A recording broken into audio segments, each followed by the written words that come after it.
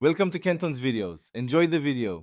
You start by installing Checkmytrip and granting notifications and calendar access so alerts appear where you need them.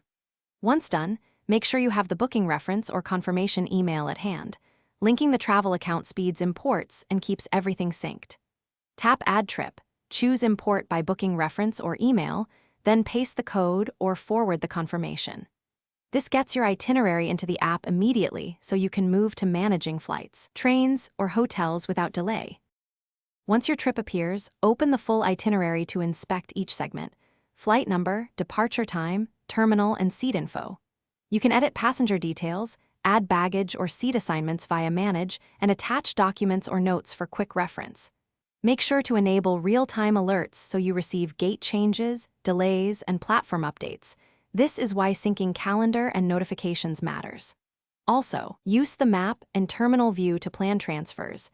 Having that context reduces stress on To finish, confirm check-in reminders and save any mobile boarding passes to your device wallet or files for quick access.